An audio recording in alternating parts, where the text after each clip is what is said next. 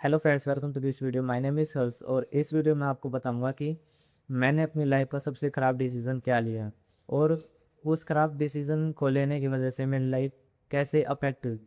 क्योंकि मैंने लाइफ में वो ख़राब डिसीज़न लिया और उस डिसीज़न की वजह से मेरा सेल्फ एस्टीम है वो बहुत ज़्यादा लो हुआ।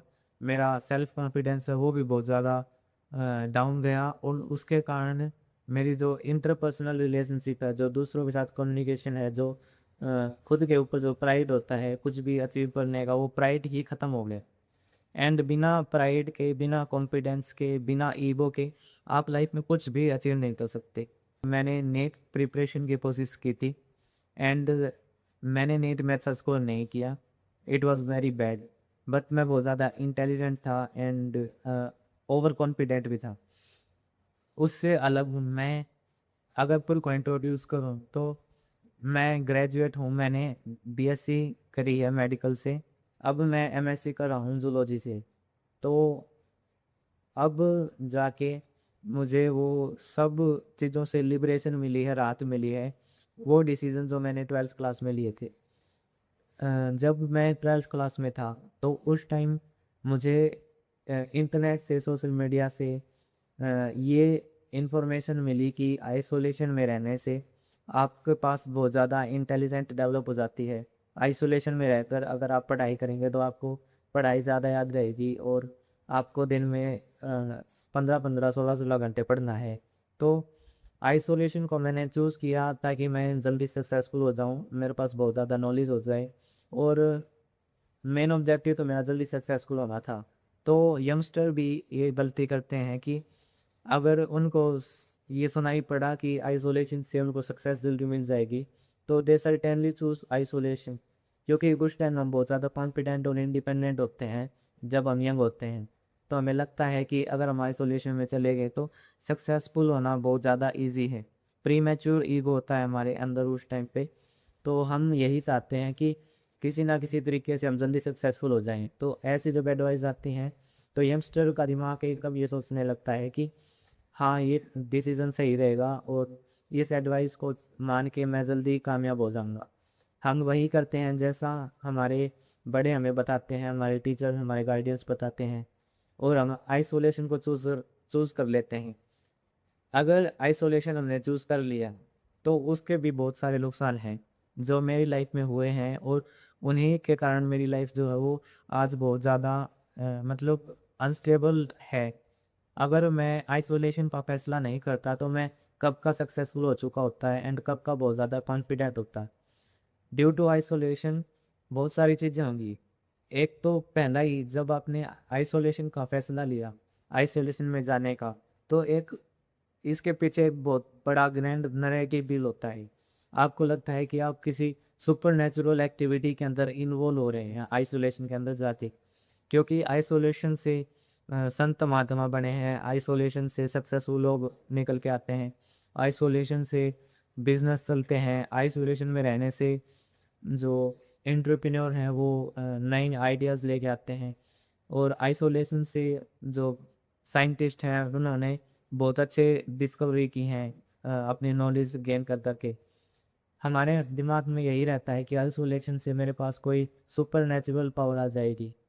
जैसे मैं बहुत ज़्यादा इंटेलिजेंट हो जाऊंगा, बहुत ज़्यादा स्मार्ट हो जाऊंगा। ये हमारे सारे मिसकंसेप्शन होते हैं आइसोलेशन को लेके। आइसोलेशन में एक्चुअली होता क्या है कि आइसोलेशन में हम इंट्रोस्पेक्शन बढ़ा देते हैं और इंट्रोस्पेक्शन बढ़ाने की वजह से हम अपने थॉट्स को एनालाइज करना शुरू कर देते हैं आइसोलेशन के अंदर। आइसोलेशन के अंदर हमारे जो थॉट्स ज़रूरी होते हैं, एक तो हमारे जो गोल हैं वो बहुत ज़्यादा कम ज़रूरी रहते हैं, बहुत ज़रूरी होते हैं और हम गोल के ऊपर काम भी करते हैं। पर होता क्या है कि आप अपनी एक एक सेकंड का हिसाब रखते हो, एक एक मिनट का एक हिसाब रखते हो आइसोलेशन में, एक एक घंटे का हिसाब रखते हो। उससे आपका ब्रेन ये सोचने लगता है कि everything is regulated, her cheese regulated है, हर चीज़ आपके कंट्रोल में है, हर तरह की रूटीन आप फॉलो करते हैं। तो आपको लगता है कि your chance of success are very high और आप उसी कॉन्फिडेंस के अंदर ब्लाइंड हो जाते हैं। ईगो आपको ब्लाइंड करता है, आपका कॉन्फिडेंस भी आपको ब्लाइंड करता है। तो उस कॉन्फिडेंस के कारण आप ब्लाइंड हो जाएंगे। आपको लगेगा कि आप एक एक सेकंड और एक एक मिनट का हिसाब रख के बहुत बड़ी अचीवमेंट हासिल कर रहे हैं।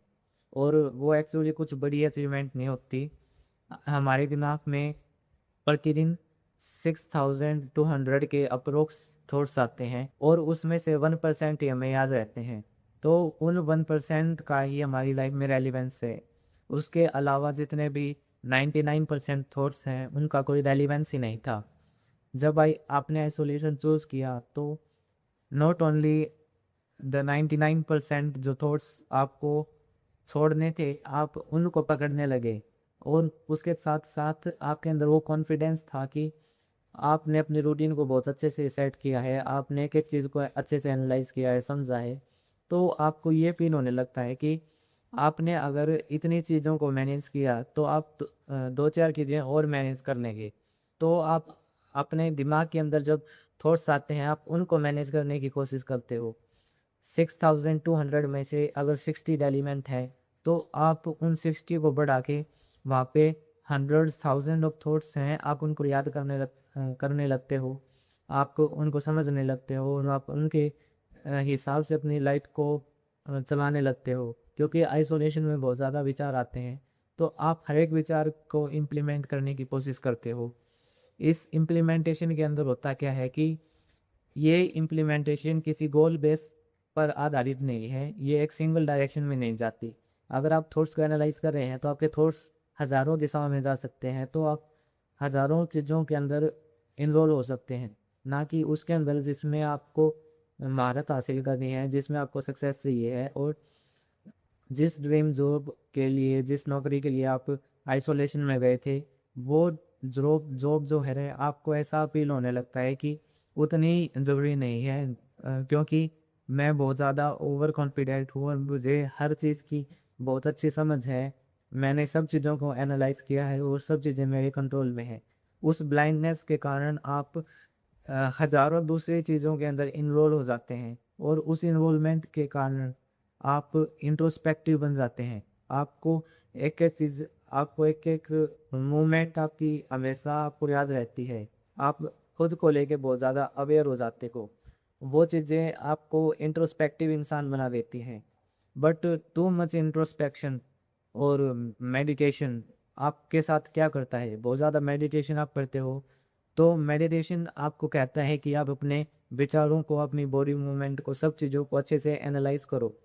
और उस एनालिसिस के अंदर आपका दिमाग बहुत ज़्यादा गुम हो जाता है। आपका दिमाग उस एनालिसिस को करने में बहुत ज़्यादा समय गंवाने लगता है कि आपका दिमाग आपके थॉट पैटर्न को समझ रहा है, आपकी बॉडी मूवमेंट को एनालाइज कर रहा है, आपने क्या क्या चीज़ करके कॉन्फिडेंस हासिल किया, आपका दिमाग उनको भी अपने अंदर कैरी कर रहा है। तो इतनी सारी चीज़ें को कैरी करने के बाद आपका जो ब्रेन है वो कॉन्फिडेंट फील करना बंद कर देता है। मेडिटेशन आपको क्या करता है कि आपकी इलेक्ट्रिकल एक्टिविटीज़ कम कर देता है। इलेक्ट्रिकल एक्टिविटीज़ कम होने के बाद जब आप कुछ भी काम करते हो तो आप उसको धीरे से गहराई से करने की कोशिश करते हो। लेकिन इस मॉडर्न वर्ल्ड में धीरे होना और गहरा होना बहुत तुच्छ बात है, बहुत छोटी बात है। क्योंकि अगर आप चीज़ों को धीरे धीरे कर रहे हो तो आप कामयाब नहीं हो पाओगे। क्योंकि अगर आपको कामयाब होना है तो आपके पास एक अर्जेंसी होनी चाहिए कि ये काम मैं जल्दी करके ख़त्म करूँ और अगली जो अचीवमेंट है उसकी तरफ फोकस करो। लेकिन मेडिटेशन आपको अपोजिट कर देता है। मेडिटेशन आपको स्लो कर देता है और स्लो के अंदर आप एक बड़ी अचीवमेंट हासिल नहीं कर पाते और धीरे धीरे आप इंट्रोस्पेक्टिव बनते हैं, आप हताश होना शुरू हो जाते हैं, आप सेल्फ कॉन्शियस हो जाते हैं। और सेल्फ कॉन्शियसनेस जब आती है तो उस टाइम आपको रियलाइज़ होता है कि आपने जितने भी फैसले लिए हैं वो सब गलत हैं। और आपने जब आइसोलेशन में गए तो उसके कारण आपने अपने फैमिली मेम्बर्स के साथ रिलेशनशिप थोड़े ख़राब कर लिए, रिलेटिव्स आपके साथ नहीं हैं, आपके फ्रेंड्स सब आपके साथ नहीं हैं, तो आपको एक अकेलापन फील होगा। उस अकेलेपन के अंदर आपको ये रियलाइज़ होगा कि आप अकेले हैं, आप अलग हैं पूरी दुनिया से। तो आप इंटरपर्सनल जो रिलेशनशिप होती हैं, जहाँ पे आपको कॉन्फिडेंस बूस्ट करना होता है, जहाँ पे आपको नेटवर्किंग करनी होती है, जहाँ पे आपको दूसरे इंसान को समझना होता है, ये सारी चीज़ें आपकी ख़त्म हो जाती हैं। आप दूसरे इंसान को समझ नहीं पाते, आप अपनी बात अच्छे से नहीं रख पाते, आप बहुत कॉन्फिडेंटली कम्युनिकेट नहीं कर पाते और इन सब कारणों की वजह से आप अकेले फील करते हैं और अकेले होने की वजह से आपका सेल्फ एस्टीम है वो बहुत ज़्यादा डाउन हो जाता है। और बिना सेल्फ एस्टीम के, बिना कॉन्फिडेंस के हम नई नई चीज़ों के अंदर खुद को इन्वॉल्व करने से कतराते हैं। जब तक हमारे अंदर सेल्फ एस्टीम या हाई कॉन्फिडेंस नहीं है, तब तक हम किसी गोल के को लेके अपना 100% नहीं देखते। बिना कॉन्फिडेंस और सेल्फ एस्टीम के हम हमेशा डाउट में रहेंगे। और वो डाउट आई कहाँ से? आइसोलेशन से। वो डाउट आई मेडिटेशन से। हमें डाउटफुल होना ही नहीं था, हमें इतना इंट्रोस्पेक्टिव और अवेयर होना ही नहीं था कि हम इंटरपर्सनल रिलेशनशिप अपनी ख़राब कर बैठें। क्योंकि जब आप सक्सेस के लिए आइसोलेशन में गए थे, तो आपका मेन काम था सक्सेसफुल होना। और सक्सेसफुल होने के लिए आपका आइसोलेटेड होना बहुत ज़रूरी नहीं है। क्योंकि आप फर्स्ट क्लास से लेके 10th क्लास 12th क्लास तक पढ़े हैं, तो उस टाइम भी आप आइसोलेटेड नहीं थे और बिना आइसोलेशन के आपने बहुत ज़्यादा नॉलेज गेन की थी। तो आइसोलेशन एकमात्र रास्ता नहीं है कि जो आपको नॉलेज देगा। आप अपने इंटरपर्सनल रिलेशनशिप सुधार सुधार के आपको बहुत ज़्यादा नॉलेज भी गेन कर सकते हैं। आप इंटरपर्सनल रिलेशनशिप के कारण बहुत सारी चीज़ों को लेके अवेयर हो सकते हैं और आप कई रास्ते चूज़ कर सकते हैं, क्योंकि आप ओपन हैं बहुत सारे आइडियाज़ को लेके, बहुत सारे लोगों के को लेके। और उन लोगों का जो आपके दिमाग पे अफेक्ट पड़ता है वो हमेशा पॉजिटिव रहता है। आइसोलेशन आपको अलोन फील करवा सकता है, लेकिन जब आप दूसरों की कंपनी में हैं, दूसरे इंसान की कंपनी में है, तो दूसरा इंसान है वो आपको कोई ना कोई नॉलेज देगा। नॉट कॉन्शियसली बट अनकॉन्शियसली जब आप दूसरे इंसान के साथ हो तो आप कॉन्फिडेंट फील करते हो। जब आपको लगता है कि आपकी रिलेशनशिप अच्छी जा रही है तो आप कॉन्फिडेंट फील करते हो। उतना कॉन्फिडेंस आइसोलेशन से कभी नहीं आएगा। आइसोलेशन आपको अलग कर देगा। आपको अंदर ही अंदर यकीन होगा कि आप बहुत ज़्यादा अचीवमेंट ले रहे हैं, लेकिन जब आप उस आइसोलेशन से निकल के एक्चुअल अचीवमेंट पे काम करोगे तो आप बिल्कुल पहले जैसे नहीं रहोगे।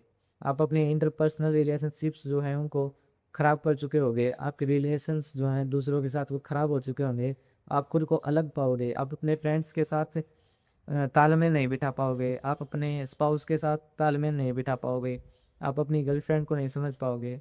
मतलब जितनी भी चीज़ें होती हैं, जितने भी रिलेशनशिप्स होते हैं, वहाँ पे आपको ये लगेगा कि दूसरे अलग रास्ते पे चल रहे हैं, मैं अलग रास्ते पे चल रहा हूँ और मेरा रास्ता अलग है, उनका अलग है। बट ऐसा कुछ नहीं होता। अगर सही है ना, तो वो सही रास्ता उनके लिए भी है और वो आपके लिए भी है। अगर आपने दूसरा रास्ता अपनाया है तो वो आपकी एक ख़राब चॉइस है। आप उस रास्ते पे गलत गए, क्योंकि आपको एट द एंड अचीवमेंट के बाद, सक्सेसफुल होने के बाद लोगों के साथ भी तो इंटरेक्ट करना है। अगर आप दूसरे इंसान के साथ इंटरेक्ट नहीं कर पा रहे, अपनी भावनाओं को नहीं समझ पा रहे दूसरे की भावनाओं को, तो आप कभी भी लाइफ में सक्सेसफुल नहीं होगी। क्योंकि एक इंसान को दूसरे इंसान की ज़रूरत हमेशा रहती है। तो मैं अपने लेसन को यहीं ख़त्म करता हूँ। आइसोलेशन एक्चुअली बहुत ज़्यादा डेंजरस है। अगर आप आइसोलेशन में जाना चाहते हैं तो मैं कहूँगा कि आप आइसोलेशन में जाएं, या तो दिन के किसी पर्टिकुलर टाइम को अलॉट कर दें कि मैं इसी टाइम आइसोलेटेड रहूँगा। या आप बाउंड्रीज बनाएं कि मेरे फैमिली मेम्बर्स, मेरे फ्रेंड्स जो हैं वो सिर्फ इस काम के अंदर मेरे बीच में दखल ना दें। बाकी हर काम मैं अपने फ्रेंड्स और फैमिली मेम्बर्स के साथ करूँगा। वो एक पॉजिटिव व्यू है। अगर आप भी सोचेंगे कि आपके फ्रेंड्स और फैमिली आपको डिस्टर्ब ना करे, तो वो बहुत ज़्यादा नेगेटिव हो जाएगा। आप आइसोलेटेड हो जाओगे। आपको अपने विचार बहुत ज़्यादा मायने रखेंगे आपके लिए, और आपके विचार ही आपको ख़त्म कर देंगे। आपको बहुत ज़्यादा इंट्रोस्पेक्टिव बना देंगे। और इंट्रोस्पेक्शन के अंदर इंसान एक्सट्रोवर्ट नहीं होता, और एक्सट्रोवर्ट इंसान जब तक नहीं होगा तब तक उसके अंदर सेल्फ एस्टीम और सेल्फ कॉन्फिडेंस भी नहीं डेवलप होगा। और बिना सेल्फ कॉन्फिडेंस और बिना सेल्फ एस्टीम के आप कभी भी लाइफ में सक्सेसफुल नहीं हो पाओगे। तो मेरा मेन समझाने का मोटिव ये था कि आप आइसोलेशन मत जाओ। आप आइसोलेशन में ना जाओ और आप मेडिटेशन भी कम करो।